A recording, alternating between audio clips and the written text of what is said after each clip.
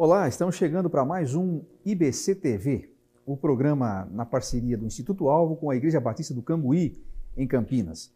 E a gente já te convida para curtir esse vídeo e também para se inscrever no canal, tanto da Igreja Batista do Cambuí quanto do Instituto Alvo. É um prazer ter você novamente aqui e estamos certos de que também vai ter aqui um tempo, nós vamos ter um tempo juntos para pensar num assunto importante que poderá ajudar você, pessoas do seu entorno, quem sabe da sua família ou até mesmo da sua igreja.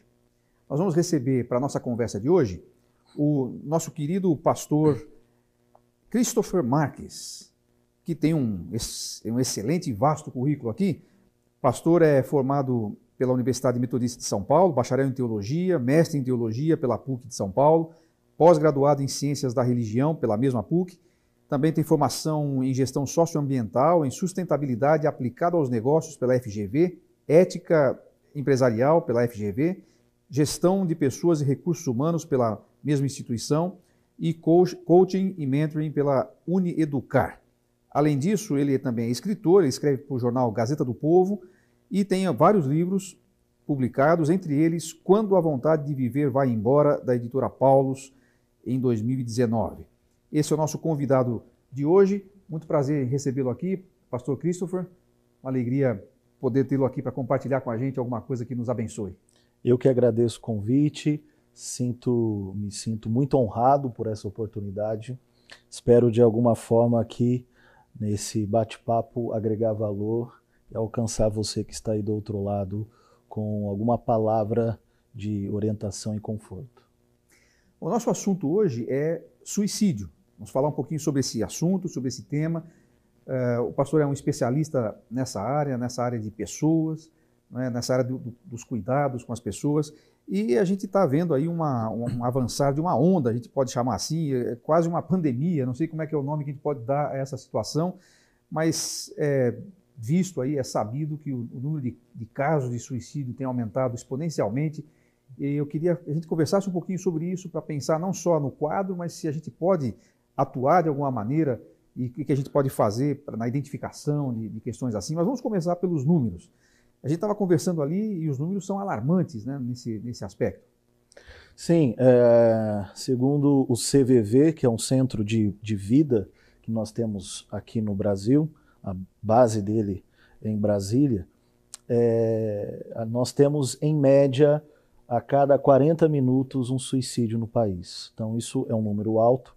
Estima-se que em 2019 aproximadamente morreram aí 10 mil pessoas no país por conta do suicídio. No período de um ano? De um ano. 10 mil pessoas? 10 mil pessoas. Se a gente levar em conta que aquela febre que teve no governo Lula, da febre suína, né, da gripe suína, morreram em média 2.500, 2.600 pessoas, ou seja, o número de suicídio foi capaz de vitimar pessoas e famílias muito maior do que um vírus e uma doença, né? Então é um número que deve causar em nós uma preocupação. Eu defendo que o suicídio ou a questão da tentativa paralelo com a depressão tinha que ser um caso de saúde pública.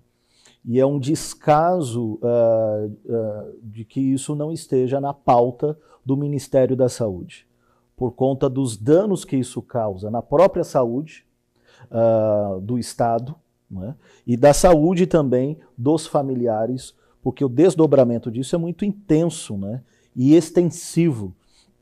Então, se isso vira um caso de saúde pública, você tem não só um mês do ano, mas você tem um ano inteiro tratando de prevenção e cuidado sobre o assunto. Agora, essa não é uma questão que só o Brasil está sofrendo, né? Isso é uma questão global ou é mais na civilização ocidental? Como é que está isso em termos mundiais? Nos países europeus, você tem isso com um número bem acentuado, né? Então, por exemplo, na França, nós temos um alto índice de suicídio, mas Suíça ganha. Dos países europeus, a Suíça ganha por conta da economia que o país tem. né? Por exemplo, na Suíça você tem um caso que a pessoa que não quer ter mais filho, ela teve um neném, então ela chega num lugar lá totalmente discreto, ela coloca o bebê numa gaveta, aperta a campainha, o bebê sobe, não se sabe o que vai fazer com a criança, para onde foi, e nem quem que colocou lá.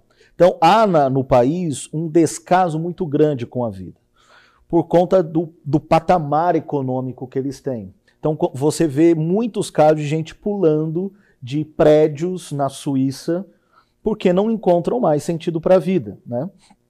Que necessidade ele tem? Que dificuldade ele tem? Né?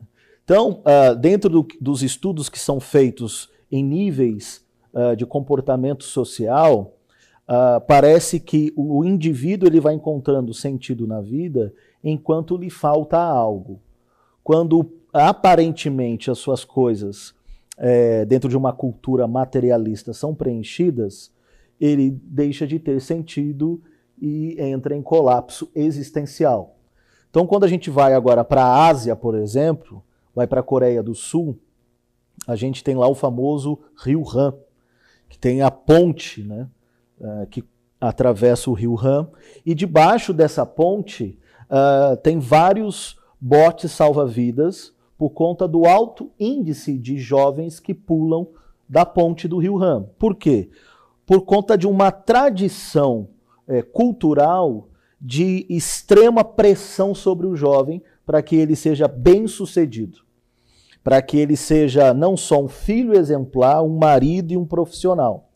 Então, no final de agosto para setembro, é o período onde na Ásia, tanto o Japão, a Coreia do Sul, etc., as pessoas ingressam numa faculdade ou saem da faculdade para o mercado de trabalho. E ele já tem que sair da faculdade com algo já pronto. Quando ele tem essa transição do mês e ele vê que ele não conseguiu alcançar sua expectativa e a expectativa da sua família e da sociedade, isso é estatística que há anos é constatada. O alto índice de suicídio, sim, triplica nesse período. Por conta das pessoas entenderem, caramba, eu sou uma pessoa frustrada, estou acabando com a expectativa de um monte de gente que está acreditando em mim. Então, esse período, os botes salva-vidas já ficam prontos e eles conseguem salvar muita gente. Não dá para salvar todos, porque um está pulando aqui, outro está salvando ali, é uma coisa de louco. Você tem vídeos no YouTube que provam ali as tentativas que eles fazem assim constantemente para salvar jovens ali.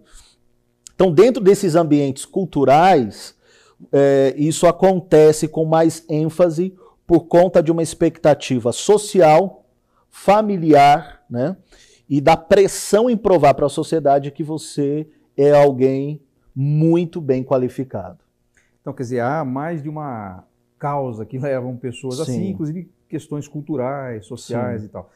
Em relação à faixa etária, existe alguma faixa etária em que isso acontece com maior incidência nesse momento histórico? Isso talvez possa ter mudado ao longo do tempo, eu não sei, mas existe uma faixa etária no Brasil que é mais, onde a incidência é maior?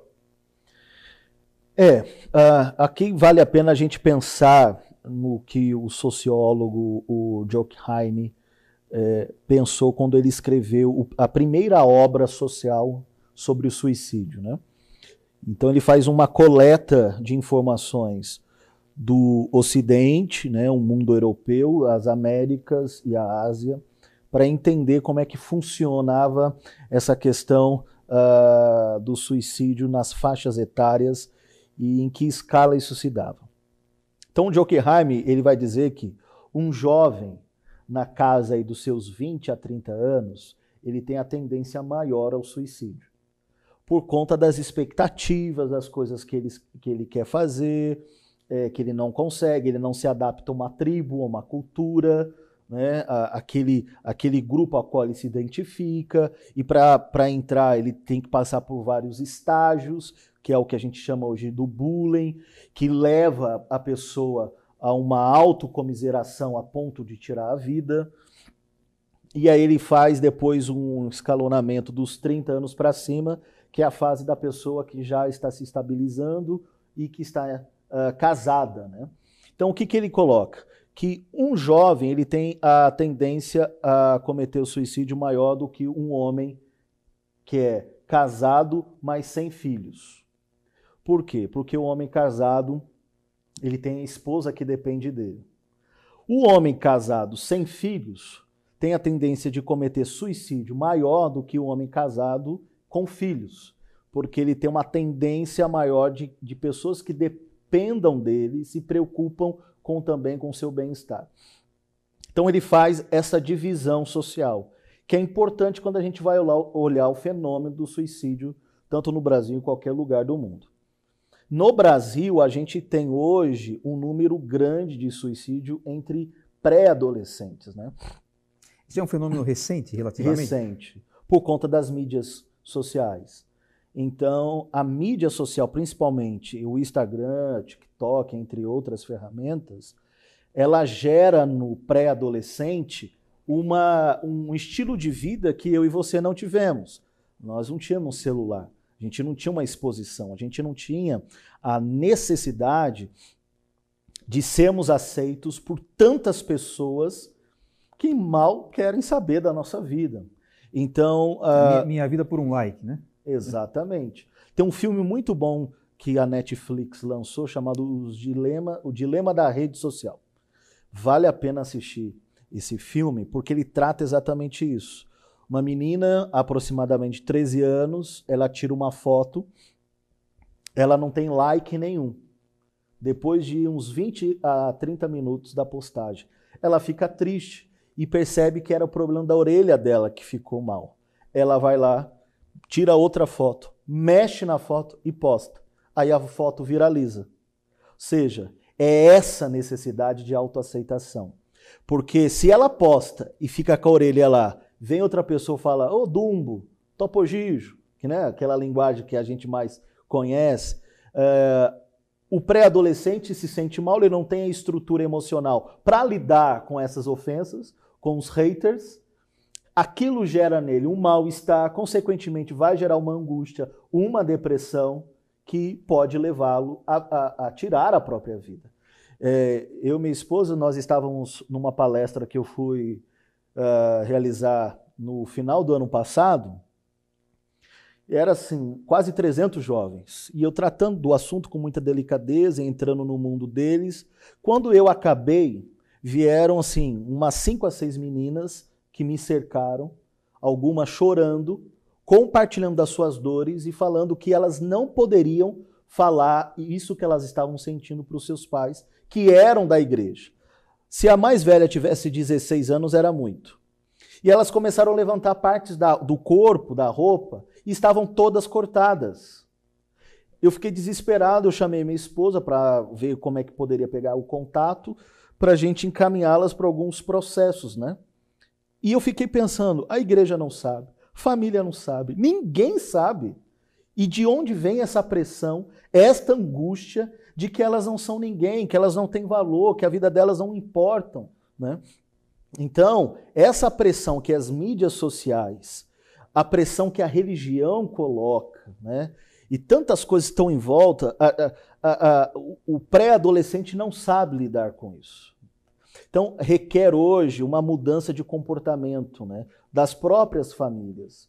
Então, você tem pais que são mais viciados no aparelho do que os filhos. Então, os filhos, como é que eles vão se desconectar do aparelho se eles veem o pai o tempo todo no aparelho? Então, uma coisa que a gente está criando em casa, por exemplo, chega por volta das 10 horas, a gente desliga os aparelhos, a minha esposa tem um controle do aparelho da nossa filha, que fica por volta de 4 horas conectado, porque pelo celular dela, ela bloqueia tudo que ela assiste e vê, o celular trava. Porque é uma forma de você controlar, porque a criança, se deixar, ela fica o tempo todo com aquilo. E ela está no quarto trancada, qual pai sabe de fato o que ela está acessando? Que curtida ela está recebendo? Que comentário ela está recebendo? Então, hoje, por conta disso, os pré-adolescentes têm sofrido muito isso. Com jogos, né? A gente teve aí o caso daquele jogo Baleia Azul, outros jogos estão surgindo, que tem causado um dano emocional muito grande para pessoas que não têm preparação emocional para isso. Agora, só voltando um pouquinho na sua fala, né, a questão do tal bullying, hoje a gente chama assim, né? Você falou lá a pessoa que teve a orelha, ela saiu diferente, aí tem... A gente sempre teve a tal da zoação, né, na nossa época, e a gente não tinha outra opção a não ser lidar com isso, né? Será, é uma pergunta, será que... É porque às vezes a gente fala assim, pensa que estou já dando opinião, aí não adianta trazer um entrevistado, né? Mas assim, será que isso tem a ver um pouco com a forma como nós, você já falou dos pais que às vezes estão mais viciados nos aparelhos do que os próprios filhos, mas será que isso tem um pouco a ver com o fato de que a gente está tentando tirar todas as dificuldades que os nossos filhos têm para enfrentar isso? Porque a gente tinha que enfrentar isso na escola e enfrentava e tocava a vida. Talvez tinha gente que sofria mais com isso do que outros e tal, mas não se ouvia falar de que alguém estava pensando em se suicidar porque sofreu bullying. E hoje isso é muito comum. Será que isso em parte é da forma como nós estamos criando nossos filhos? Foi feito um estudo de que quanto mais você divulga o assunto e trata sobre ele, aumenta a tendência sobre aquilo, né? Então, à medida que se fala mais de suicídio, principalmente nessa faixa etária, e os danos que isso causa por conta dos fatores que esse adolescente está envolvido, né? O seu meio, então isso acaba virando uma válvula de escape. Mas é fato que hoje os pais protegem mais os seus filhos, né? A gente tem um monte de lei, né? O ECA, por exemplo, né? O Estatuto da Criança e Adolescente, tantas outras ferramentas de restrição que faz com que os pais blindem mais os seus filhos, né? Na nossa época, a gente estourava o dedão do pé jogando bola na rua e tal. Os filhos hoje são todos criados em apartamento. Então, não tem essa vivência mais, né? Como a gente diz, assim, foi criado com voz, daí não aguenta a pressão, né? O metiolate não dói mais, não arde mais, né? Então, a gente tem essa geração que os humoristas gostam de falar, geração emo, né? Que é muito triste, abatido e chora. Mas a gente também tem que pensar que, por mais que na nossa época não tivesse suicídio, mas tem um dano. A fala, ela causa algo na pessoa, né? A gente talvez não cometia um suicídio, mas a gente resolvia isso no soco, que é uma outra forma de violência da vida, né? Eu não estou me violentando, mas eu estou violentando alguém, né? Eu estou com um pedaço de pau batendo na cabeça de alguém. Então, a forma agressiva verbal, ela sempre vai desembocar em algum tipo de ato de violência, seja contra a minha vida ou contra a vida de alguém. Então, no caso do serial killer que a gente tem nos Estados Unidos, né? Aqueles meninos que foram no shopping, no cinema, eles não cometeram suicídio, mas matou um monte de gente que ele sentiu que os ofendiam, né? No caso da universidade, que aconteceu lá também. Ou seja, a gente precisa humanizar mais a humanidade, né? Que a gente entende aqui que só o evangelho pode fazer isso. A gente entender que pessoas precisam ser gente como Deus sonhou que a gente fosse. E quando eu olho para você e avilto a sua dignidade, eu não estou necessariamente só lhe ofendendo, mas eu estou ofendendo aquele que é refletido através da sua vida, que é o Criador, porque você é a criação dele. Então, um ataque à imagem de Deus que está em mim, né? Exatamente. E isso é causado por uma palavra, que eu deprecio a sua identidade, que é a identidade de um filho ou de uma filha de Deus. Então a gente tem que conscientizar isso. Porque embora a sociedade não pense isso, ou não consiga praticar isso, por uma falta de consciência do evangelho, o que é alarmante é que os evangélicos façam isso. Filhos de crentes façam isso. Ou os próprios crentes na rede social, por conta de toda essa polarização que vivemos hoje, façam isso. Às vezes até por questões teológicas, os caras se agridem. Pois é. Então você percebe que o equilíbrio, né, essa maturidade espiritual que a gente precisa ter, se perdeu. As pessoas, elas não têm um mínimo de misericórdia com a reputação do outro. Então, como é que você vai esperar isso de um adolescente? Então, não tem estrutura para lidar com isso, né? Então, a gente precisa voltar a um eixo, voltar a uma humanização do evangelho através das igrejas e isso, consequentemente, redimir o mundo à nossa volta. Legal, olha, a gente sempre diz que quando o papo é bom, o tempo passa rápido. Então nós já estamos encerrando nosso primeiro bloco aqui do programa de hoje. E se você está gostando do programa, eu acho que está, curta o vídeo, também se inscreva no canal e passe esse vídeo para outras pessoas. Pode haver pessoas que precisam, nesse momento, de ouvir o que o pastor Christopher está compartilhando com a gente aqui. A gente vai para o nosso intervalo, voltamos já.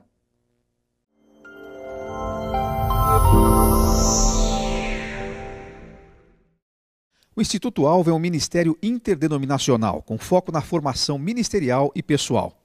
Nós auxiliamos pessoas e igrejas a identificarem seus dons e talentos e a aprenderem a usá-los de forma eficiente para o seu crescimento. Nossa visão é desenvolver pessoas integralmente, porque a gente acredita que a vida é uma só, ela tem uma integralidade. No Alvo, a gente não divide a vida em material e espiritual, porque para um cristão é tudo uma coisa só. Por isso desenvolvemos um currículo variado e prático para ajudar você a encontrar seu lugar no corpo de Cristo, como também na vida profissional e na sociedade. Nosso portfólio compreende 6 módulos com opção de cursos presenciais e online.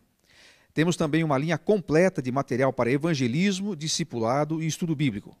São soluções completas para um desenvolvimento bíblico e saudável de sua igreja em todos os aspectos. Saiba mais acessando nosso site institutoalvo.com.br. Siga também as nossas mídias sociais: YouTube, Instituto Alvo, Facebook, Alvo Equipando, e no Instagram, @instituto_alvo. Instituto Alvo, equipando para a vida e ministério.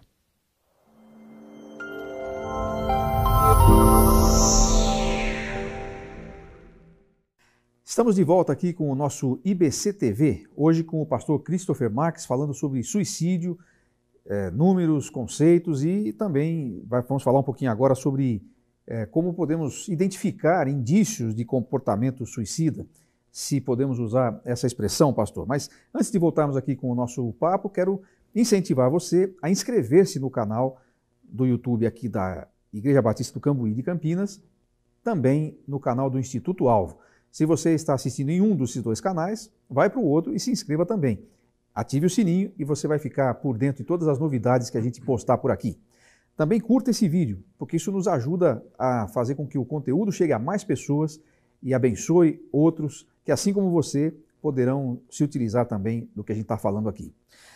Pastor, a gente estava falando no primeiro bloco sobre esses números alarmantes e essa questão de algumas causas. Não dá para identificar uma causa, você colocou várias possibilidades aí, inclusive culturais, né, de cada civilização, etc. Mas focando principalmente aqui na nossa realidade, né? Uma pessoa que tem esse comportamento suicida, está certo falar assim, podemos dizer, essa expressão está correta? Comportamento suicida. Uma pessoa que tem esse comportamento, ela dá sinais de que ela tem esse problema, está desenvolvendo isso? Eu pergunto porque imagino, como leigo, que uma pessoa não acorda e decide que vai tirar sua vida num dia. Ela acorda hoje, eu quero me suicidar. Deve ser um processo. Né? E nesse processo talvez surjam sinais. É assim que funciona ou como é que a gente pode tratar essa questão? A gente precisa entender que o ser humano ele está dentro dessa escala que a gente poderia dizer animal, no sentido de sobrevivência da vida, né? Ou seja, por natureza, nós lutamos pela nossa sobrevivência. Então, se alguém vier lhe atacar, você vai querer se defender. Você não vai ficar de braço aberto falando, pode bater, isso, dá paulada. Não, você vai querer fazer alguma coisa. Então, por isso que ninguém acorda falando, eu vou me matar. A pessoa, ela tem um processo na vida dela de desencanto, apatia, desânimo, decepções, fracassos, expectativas elevadas demais que não foram alcançadas, promessas que não foram cumpridas. Enfim, são vários sentimentos que vai formando um pacote. Nessa formação de pacote, a pessoa ela não vai ter a estrutura cognitiva para lidar com aquilo, para fazer a devida filtragem de todo esse processo. Porque todo mundo passa por essas coisas que você citou, né? E é aí que entra essa beleza da criação, que cada um tem uma estrutura diferente em lidar com uma questão, né? Então, por exemplo, Você pega uma pessoa que viveu durante muito tempo numa comunidade, né, o que a gente antigamente chamaria de favela, que viu seu pai ser morto na sua frente por um tiro. Como é que essa pessoa não vira bandido e vira um advogado, vira um médico? Porque ela sublimou a sua dor. A raiva daquilo fez com que ela provasse para si e para todos à sua volta que ela seria alguém que não entraria na estatística e provaria o quanto ela tem em si um potencial de vida para ser melhor do que aquilo. Então, isso vai de pessoa para pessoa, porque uma outra pessoa que vivesse isso, fala, agora eu vou me vingar do sistema, da polícia, vou matar geral. Então, a gente precisa entender, e essa sensibilidade que a gente tem que entender, de não tratar o outro com mimimi, com frescura. Isso daí é coisa de gente fraquinha, falta de fé, não ora. Gente... A gente quer ser juiz da dor do outro. Né? Exatamente. Então, assim, o que ele está passando, você pode ter estrutura para suportar. Mas talvez um dia o que você vai passar, você não tem uma estrutura, o que outro vai ter e vai te julgar também. Então, a gente precisa ver pela ótica de como Deus também nos vê nesse processo. Né? Então, é entender, assim, a pessoa chegou num ponto que ela começou a falar sobre isso, é porque ela está num estado de estafa. Ela está realmente cansada. Então, ninguém saudável sai falando o tempo todo, eu quero morrer, quero morrer. Não no sentido metafórico como nós usamos, mas esse quero morrer com lágrimas, com agonia, com dor, né? Às vezes deitado no sofá, numa cama. Opa, isso é preocupante. Comece a dar atenção para isso. Então, a menção, vou dizer, a mera menção, não quero minimizar isso, mas a pessoa mencionou isso, a gente já tem que levantar acionar a lanterna vermelha. E querer entender um pouquinho do que ela de fato está sentindo, sem julgar, acolher a dor dela e ser não um salvador da pátria, porque isso a gente não tem condições para isso, porque nós não temos o devido preparo, mas sermos facilitadores do processo de cura dela. Como? Sendo uma escuta constante, ombro amigo e encaminhando essa pessoa para um especialista. Isso é importantíssimo. Agora, antes de chegar aí, né? Ou, não sei se já é o momento de chegar aí, mas a pessoa mencionou, às vezes ela também não menciona, às vezes não verbaliza isso. Uhum. Para você ficar com essa luz vermelha acesa aí, né? Se ela não falar em morte, ela pode dar outros sinais que permitam a mudança do comportamento, né? Porque se você tem uma pessoa que é vigorosa, otimista com a vida, sempre vibrante, contagiante, se alimenta bem, tem disposição para a vida, você começa a perceber que essas coisas estão sendo drenadas, é que a potência de vida dela está sendo sugada. Por que está acontecendo? Porque essa pessoa só fala em desgraça. Pessoa que fala muito em desgraça, maldição, inferno, nada vai dar certo, que não era comum ela falar, alguma coisa dentro dela mudou. A percepção da vida dela mudou. Aí tem um detalhe importante, então, porque tem aqueles que são a hiena lá, né? Céus, né? Sim, que é comum, que sempre reclama de tudo na vida. Agora você está falando de uma pessoa que não era assim e, de repente, passa a apresentar esse comportamento. Então, aí já é um sinal. São mais ou menos os sinais da depressão? Não, esse é um sinal de uma tristeza / desilusão. Que assim, a desilusão ela é boa em certo nível. Porque o que é uma desilusão? É alguém que não vive mais iludido. Então, não vivo mais na ilusão, não caio mais no seu conto. Então, estou desiludido com você. Agora, tem a desilusão da vida em si, de que a vida não tem propósito nenhum. E essa desilusão ela é fruto de inúmeras tentativas de fazer a vida acontecer e não aconteceu. Então, isso é importante, né? Entender, porque essa tristeza / desilusão, se ela não for devida tratada agora no início, ela vira uma depressão. Então, e aí tem gente que tem depressão que é crônica, que é para o resto da vida. que precisa ser acompanhado mensalmente com o psiquiatra e terapia semanal, né? Porque é algo que ela não tem cura, isso. E é a ciência que diz, né? Claro que Deus pode fazer 1000 maravilhas. Mas é uma doença crônica. Mas é uma doença crônica, né? Então isso precisa ficar bem esclarecido. Essa pessoa, ela tem algum estudo que mostra isso, ou o que eu estou falando não tem nada a ver, né? Essa pessoa que tem uma depressão crônica, ela tem uma tendência suicida maior do que outras pessoas ou não tem uma relação? Depende de como ela lida com as dores. Se as dores que ela tem são frutos de algo, de uma expectativa muito próximo dela, da realidade da vida dela, de gente próxima dela, isso pode aumentar. Então isso tem que ser muito bem calculado no sentido de que tipo de impacto essa pessoa está recebendo diariamente daqueles que estão à sua volta, né? Principalmente familiar, né? Então eu acho que isso é muito importante para a gente pensar. Então assim, e a família tem que participar desse processo terapêutico. A pessoa não procura ajuda em geral? A pessoa que está vivendo o problema? Não, geralmente não. Porque assim, ela não tem força para nada. Você não pode esperar dessa pessoa algum tipo de ação. Ela não tem força para orar, ela não tem força para buscar a Deus, ela não tem força para ir para a igreja, e quanto mais alguém da saúde. Então ela precisa, por isso que eu falei lá, que a pessoa que está vivendo com alguém assim, além de ter escuta, acolhida, ser um facilitador de levá-la a um especialista.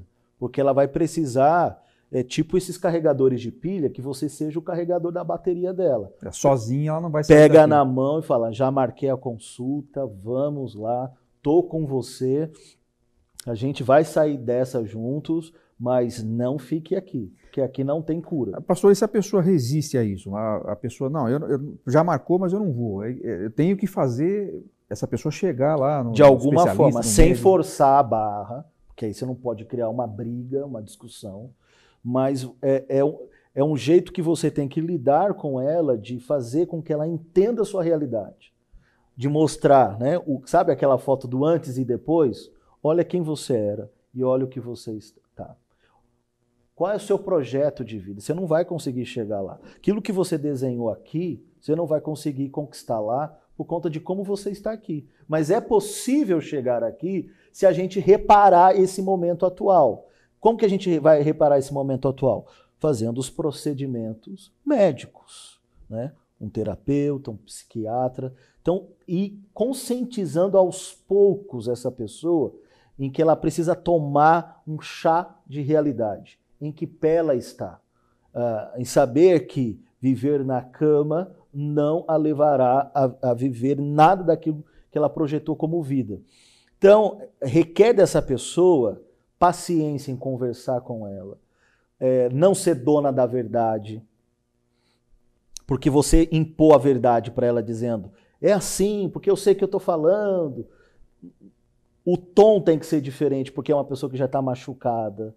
Então, requer muita sensibilidade com isso. E, infelizmente, não são todas as pessoas que têm, né? Principalmente dentro da família, né? As pessoas já perdem a paciência com muita facilidade. Aí não tem os filtros, né? Não tem os filtros. Por isso que esse é um momento de revisão de vida não só para o doente emocional, mas para quem está lidando com ele. Por quê? É o que a gente chama de codependência, né?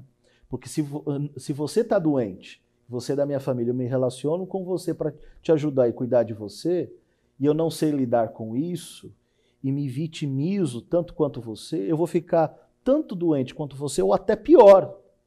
E aí ninguém se cura, ninguém se trata nessa família. Todo mundo vai sendo drenado, né? Então você tem que ter um certo equilíbrio de atender ao outro no sentido de levá-lo ao processo de cura, mas também se blindar e entender que a família daqui para frente precisará caminhar em terapia. Porque isso é uma doença que afeta a família toda. Porque se essa pessoa, por exemplo, é diagnosticada com uma depressão crônica, Vai ter que conviver com isso. Ou quanto tempo, se não for crônico, quanto tempo vai durar o tratamento dela? Porque, geralmente, dentro da depressão, é diagnosticado, né, que essa pessoa pode ser bipolar, pode ter outros tipos de sintomas mentais, que é acompanhamento para o resto da vida. Então, a família precisa se readaptar a uma nova realidade relacional que vem das emoções.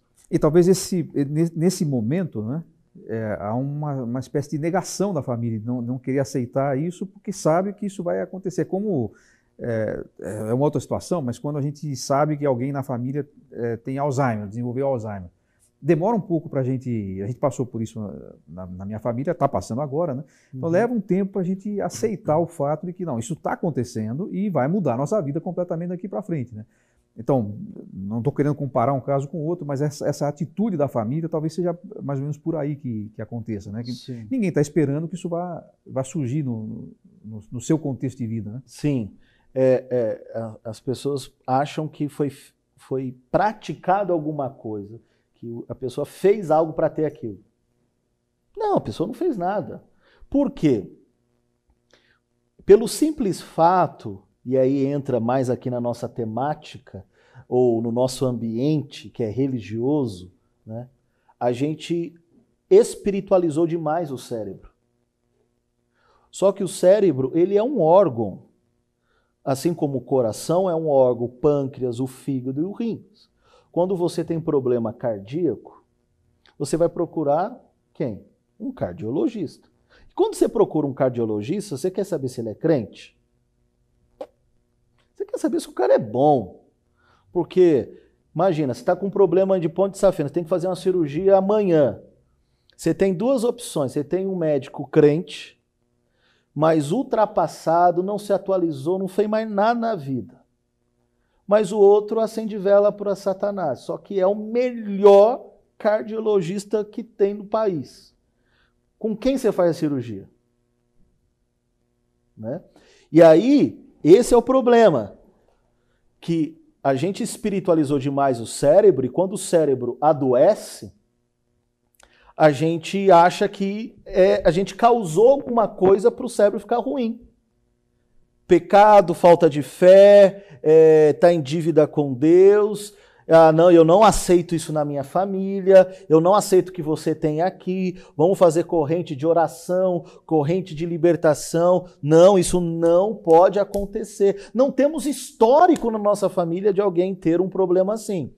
E aí a gente não lida com o cérebro de maneira humana, que ele precisa de um especialista que saiba cuidar, colocar as devidas químicas que foram distorcidas na sua funcionalidade, voltarem a funcionar devidamente. Como você elimina a gordura do fígado tomando um remédio, você vai fazer com que as químicas do seu cérebro voltem a funcionar com um remédio, que só o especialista pode fazer. Tá certo. Agora, essa talvez não seja a única causa de fatores de depressão e tal, a questão física, né? E podem existir realmente fatores espirituais, fatores da alma que não sejam exatamente do cérebro. Sim. O pastor entende assim também? O Drauzio Varela, ele fez até um quadro, se eu não me engano, no ano passado no Fantástico. O quadro se chamava Depressão, Doença da Alma. Isso é interessante porque assim, ele é um médico ateu, mas que reconhece que a depressão é um problema da alma. Pode afetar também a psique. O corpo, né? Por quê?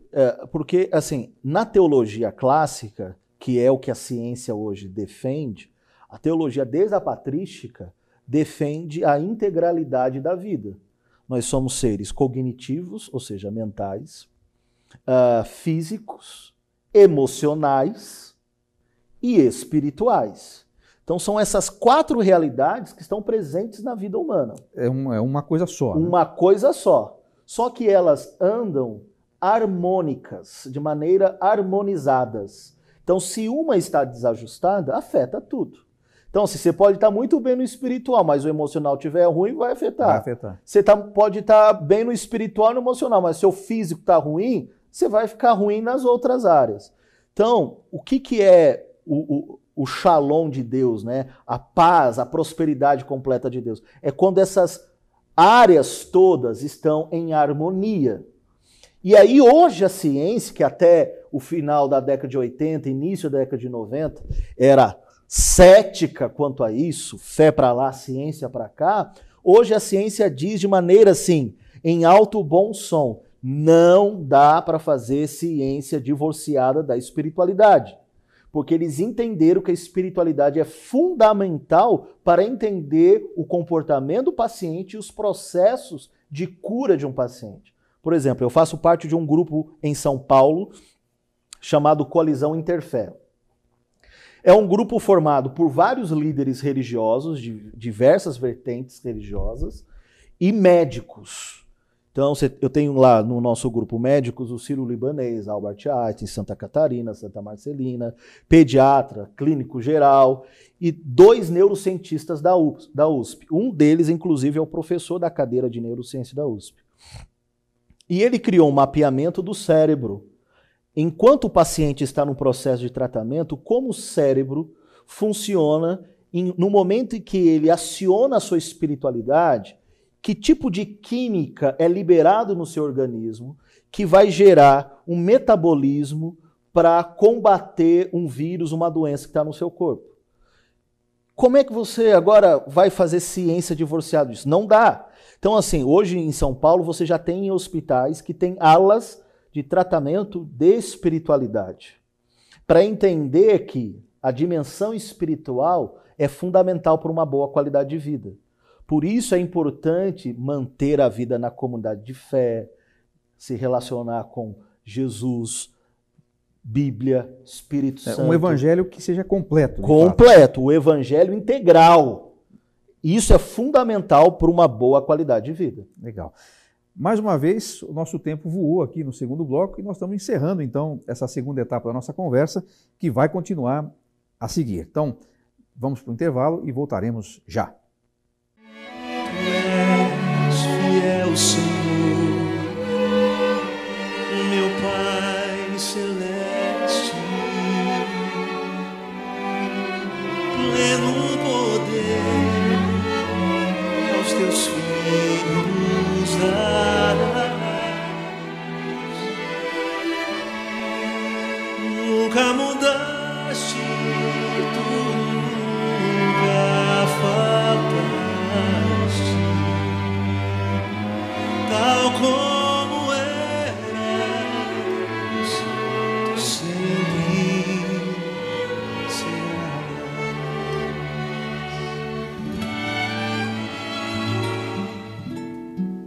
Flores e frutos, montanhas e mares, sol, lua, estrelas no céu a brilhar,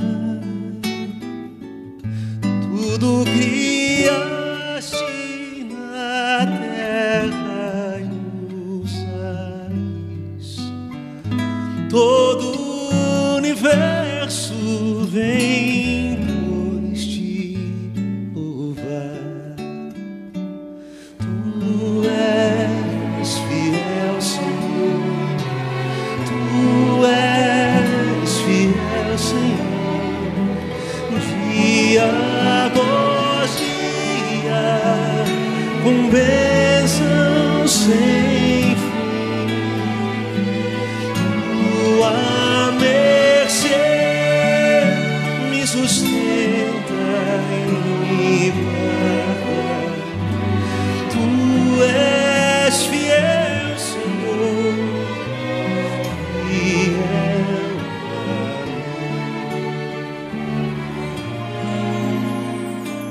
Pleno perdão tu dás, mais segurança. Cada momento me guia ao Senhor,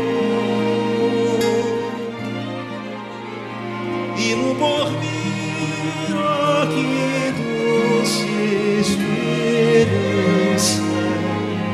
desfruto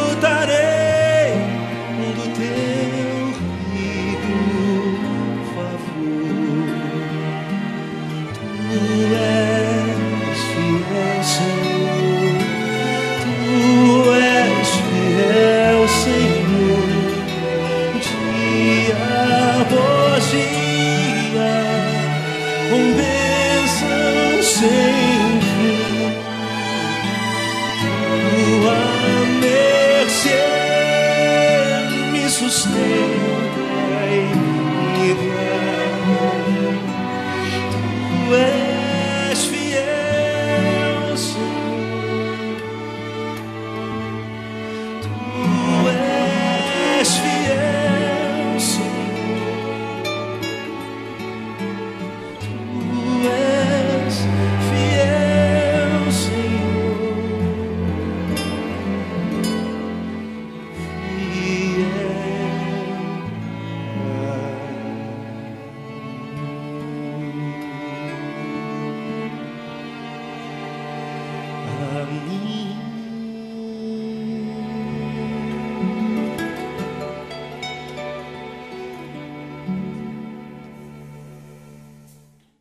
Estamos de volta com o nosso IBC TV, tratando hoje sobre suicídio com o pastor Christopher Marques, que, aliás, é autor de um livro sobre isso, né, pastor? Como é o nome do seu livro? Quando a Vontade de Viver, publicado pela editora Paulus. Ele trata sobre suicídio, depressão e falta de esperança, à luz dos personagens bíblicos, né, e o diálogo da teologia com a ciência. Bom, vamos aproveitar então para deixar aí os contatos para o pessoal que quiser adquirir ou conhecer. Quais são os contatos aí para adquirir seu livro? Você pode entrar no site da Paulus, né? www.editorapaulus.org, ou no site da Amazon e digitar lá meu nome, Christopher Marques. Os livros estão disponíveis lá. Então tá aí aparecendo para você os links, e também na descrição do vídeo você poderá encontrar. Christopher Marques, o nome do livro, repetindo. Quando a Vontade de Viver vai embora. Legal. A gente estava falando aqui sobre essa questão dos indícios, né, dos indicativos aí de suicídio. E nesse último bloco eu queria conversar um pouquinho sobre a questão do que a gente poderia chamar de uma certa glamorização do suicídio, né? Eu estava contando de algumas coisas que aconteceram durante a pandemia aí, pessoas que, de certa maneira, colocaram isso como se fosse uma coisa, o máximo e tal, né? Como é que foi isso? Você falou dessas pessoas que até praticaram suicídio ao vivo e tal, como é que foi isso? Como é que funciona isso? Né? A gente tem uma cultura hoje, né, de que parece que a pessoa se torna um Marte, principalmente para uma classe específica, né, ou uma classe etária, né, específica entre pré-adolescentes e adolescentes, no ato do suicídio, né, como se isso fosse muito bonito. Então, a gente teve no período da pandemia adolescentes tirando a vida, se enforcando e tal, né, via a transmissão pelo Instagram.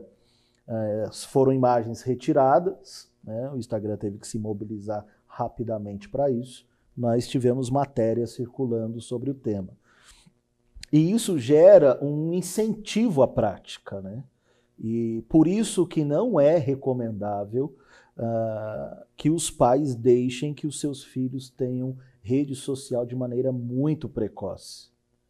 Porque antes de um filho fazer um perfil num Facebook ou no Instagram, os pais têm que sentar, apresentar para os filhos que mundo é esse, o que está por detrás disso. E depois que isso for feito, acompanhar diariamente o acesso que os filhos terão a essas redes. Por quê? Porque eles vão se deparar com essa gente que está ali falando, faça isso, você vai ser famoso, você vai bombar, né? Eu assisti um filme com a minha esposa, que agora, infelizmente, não vou lembrar o nome do filme, mas da Netflix.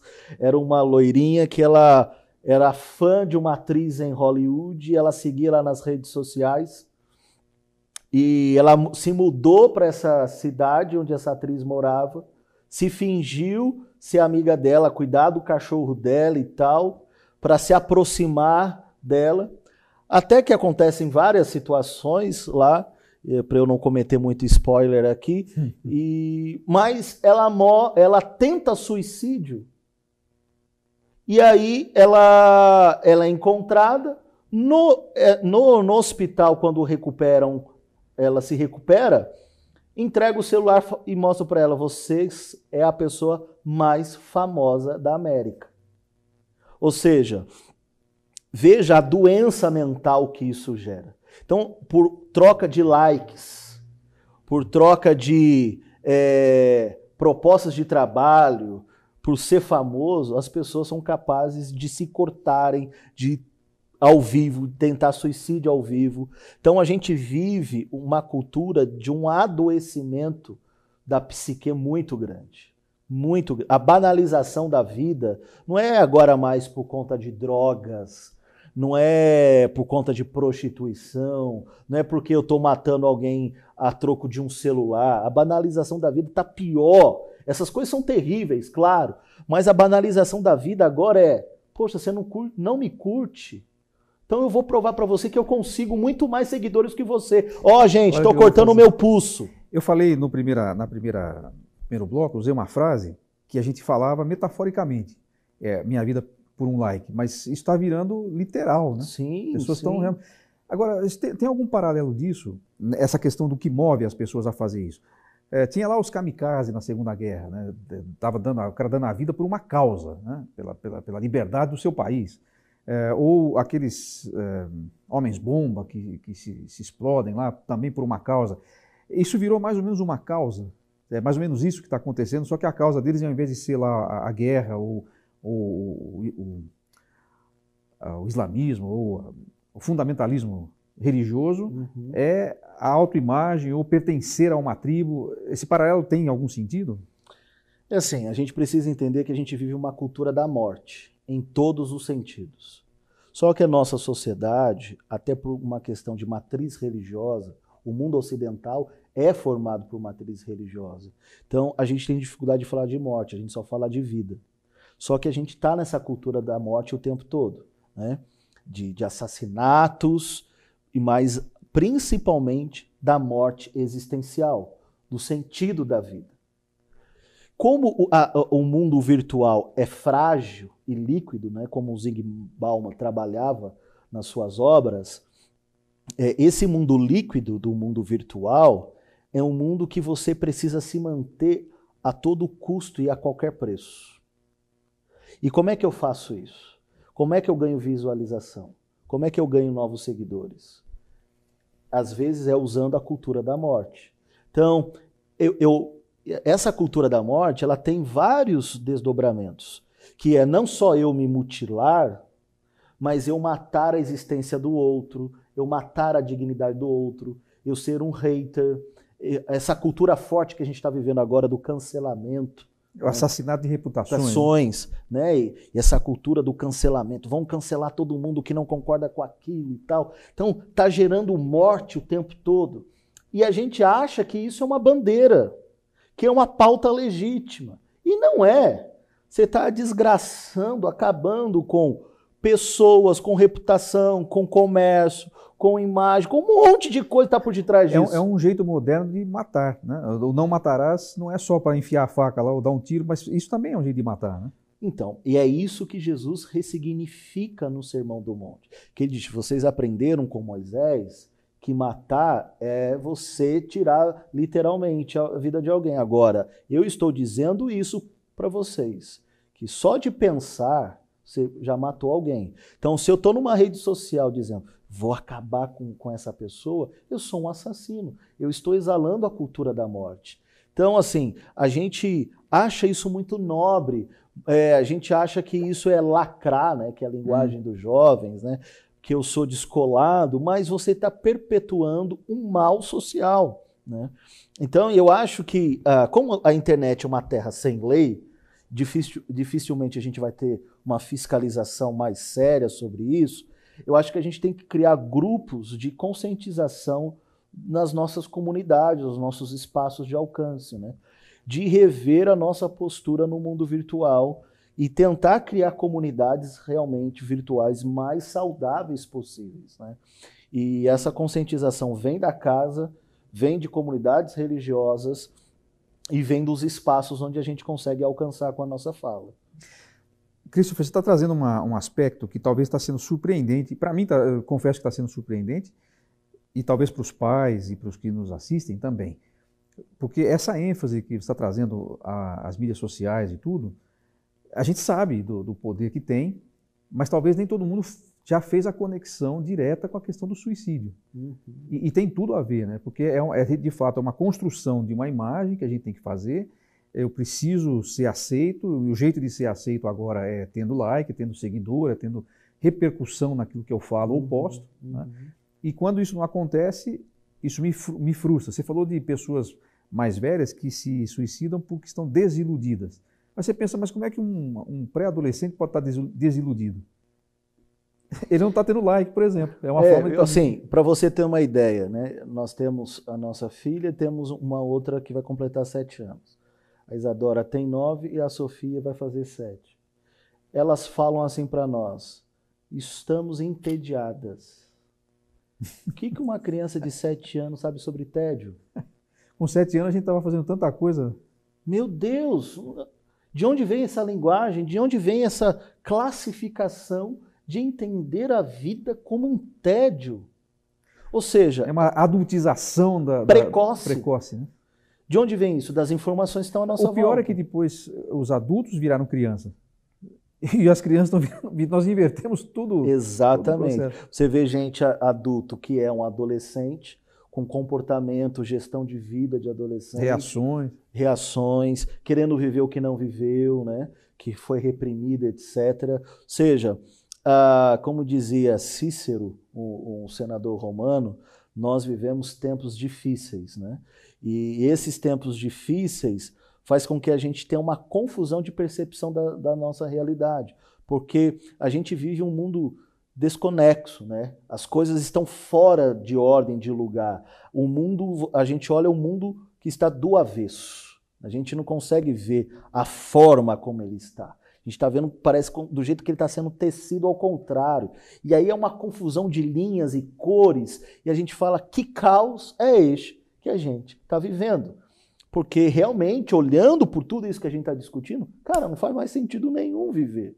Para que a gente está nesse mundo? Para viver essa banalização, essa coisa que tão sabiamente e fora do seu tempo, o homem mais sábio da Bíblia, Salomão, diz que tudo isso é vaidade. É vaidade, é correr atrás do vento, não leva a lugar nenhum, né? Mas a gente quer construir um nome em algo que dura, nessa cultura nossa, dura instantes. A pessoa acha que está deixando um legado porque tem 100, 500 mil seguidores no Instagram. Só que essa pessoa não escreveu um livro, não influenciou uma favela, não tirou ninguém da miséria, não construiu história. Mas para ela isso é construção de história. E para as pessoas que seguem também é, né? Porque estão seguindo por isso. Né? Exatamente. Agora, dentro disso, a gente está caminhando aqui para o final da nossa conversa. Certamente vai ter muito mais assunto para a gente falar em outras ocasiões, mas o nosso tempo aqui tem a sua limitação. Dentro disso que você falou, né, achei interessante esse quadro que você pintou, dessa coisa confusa que virou o mundo e a nossa percepção do mundo. Até que ponto você entende que a fé cristã oferece uma resposta para isso? Eu estou falando da fé cristã, não da religiosidade cristã. A gente estava conversando disso Sim. antes de começar o programa. Né? Você, como pastor, você anuncia a fé cristã, porque você crê nela e você deve ter sido transformado por ela em algum sentido. Que resposta a fé cristã dá a tudo isso? Porque, desculpe já fazer uma pergunta emendada na outra, porque tem muita gente que acha que se a pessoa é cristã, e estou falando de uma realidade mesmo, de vida nova e tudo, que ela não vai passar por isso. E aí você vê um monte de pastor se suicidando também. Quer dizer, a gente não está isento de passar por esses processos, mesmo sendo cristãos. Talvez aí exista algum descompasso entre uma série de fatores aí que não vamos discuti-los. Mas a pergunta objetivamente é essa. Você entende que a fé cristã oferece algum tipo de resposta para a gente poder olhar para esse marasmo e falar, não, o sentido existe, talvez não seja esse que eu estou buscando, mas como é que você coloca isso? Eu trato muito bem sobre isso no meu livro, né? Principalmente usando os personagens bíblicos. Se a gente olhar, por exemplo, para Elias, né, é um caso fortíssimo disso. Considerado o maior profeta do Antigo Testamento, a ponto de Jesus ser confundido com ele. Será que é Elias que ressuscitou? Jesus não é confundido nem com Moisés, é com Elias, para ver o grau de importância do ministério profético de Elias. Só que lá em 1 Reis 19, no verso 4, ele diz, Senhor, basta agora, me mata, porque eu não sou melhor do que os meus pais. Ou seja, qual é o problema da vida de Elias? Ele está olhando para o seu histórico de vida, ele está dizendo, a minha vida não tem valor, não tem mais importância, não vale a pena, e ele usa um critério de comparação, eu não sou melhor que os meus pais, que é um critério extremamente injusto, que é o que a gente faz quando a nossa vida não está indo de vento e polpa. O que a gente faz? Pô, a vida do fulano está indo bem, por que a minha não vai? Eu tenho profissão, eu tenho curso, eu tenho um monte de coisa, eu sou uma pessoa gente boa, e o cara é um safado e sem vergonha, vai tudo bem com ele, comigo não vai? E aí a gente começa a usar esses critérios de comparação que começa a nos adoecer. E a gente começa a se sentir cada vez mais indigno, mais para baixo e tal. E aí Elias tem esse sentimento, né? E eu gosto muito de Tiago, no capítulo 5, que diz que Elias era um homem sujeito às mesmas paixões do que nós, né? Em outras traduções, as mesmas tentações. Então ele era gente como a gente. Mas Deus o restaurou, tirando ele de uma caverna. Então, assim, eu acredito que Deus ressuscita gente que vive em cavernas. Caverna é esse lugar, né? Como escreveu Platão na sua famosa obra, né? A Caverna. É quando você vê o mundo de maneira limitada e pequena.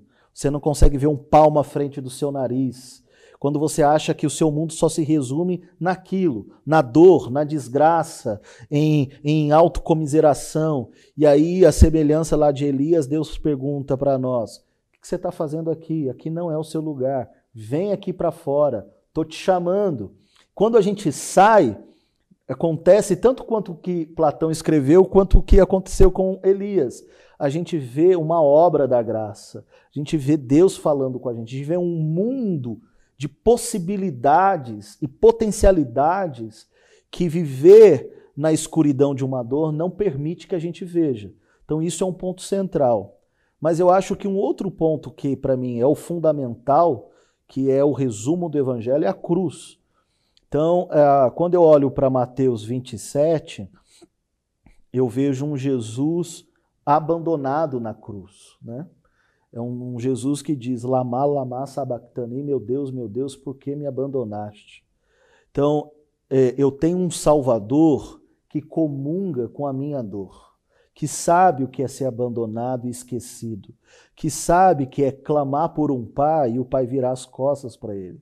Então, quando eu ando no vale da sombra, não só da morte, mas da minha dor, eu ando segurando na mão daquele que já fez o caminho primeiro e que sabe me levar pelos atalhos desse vale da sombra, que sabe como caminhar por esse vale sombrio de dor, de existência. Por isso que ele está lá, como diz o autor em Hebreus, que ele pode se compadecer de mim, porque ele sentiu a dor de sofrer por algo que ele não merecia, de ser abandonado pelos seus, de ser esquecido por todos aqueles que ele socorreu um dia. Porque isso leva muitas pessoas à dor e à depressão, à ingratidão, esquecimento e abandono. E aí eu olho para essa cruz, eu sei que ele é o Deus que tudo pode, que ressuscita gente, que faz milagres, mas ao mesmo tempo é o Deus fraco, é o Deus abandonado, é o Deus humano, é o Deus gente como a gente, porque Deus gosta de ser gente, por isso que ele se encarnou. E aí eu olho para ele e falo, caramba, minha vida faz sentido agora. Eu não passo por essa vida sozinho. O meu Salvador sabe tudo o que eu sinto e o que eu penso. E a minha bagagem de vida fica mais leve por causa disso. Então isso vai me fazer encontrar o sentido que às vezes estou buscando em qualquer outra coisa, né? O sentido é encontrar sentido na vida do Cristo. Porque o sentido que a vida dele transmite para mim ressignifica a minha existência e a minha dor. Que foi o que ele fez quando se encarnou. Exatamente. Né? Muito legal. Pastor, agradeço muito a sua participação aqui, certamente abençoou a nossa audiência aqui e nos fez pensar em coisas práticas. Eu achei muito interessante a sua forma prática de colocar, de lidar com a questão, né? Não lidando nisso de uma forma assim. Às vezes a gente fala muito sobre esse assunto, os especialistas falam numa linguagem que fica meio distante da nossa realidade. E você consegue fazer isso de uma forma bem humana, como você gosta de dizer, e muito, muito prática. Eu tenho certeza que foi útil a sua participação conosco. Muito obrigado por sua presença e disponibilidade. Eu que agradeço o convite, novamente expresso aqui a minha honra e a minha alegria e estou à disposição de vocês. Então assim nós encerramos mais um programa IBC TV, pedindo mais uma vez a sua gentileza. Eu tenho certeza que você gostou desse vídeo, então clique aí. Nós estamos acabando de falar de curtir e tal, mas não é porque a gente vai ficar desiludido, é simplesmente para que o algoritmo dê mais relevância aí para o conteúdo, que certamente vai chegar a outras pessoas. E também assine o canal da IBC, Igreja Batista do Cambuí, e do Instituto Alvo, e fique ligado. Até a próxima. Tchau.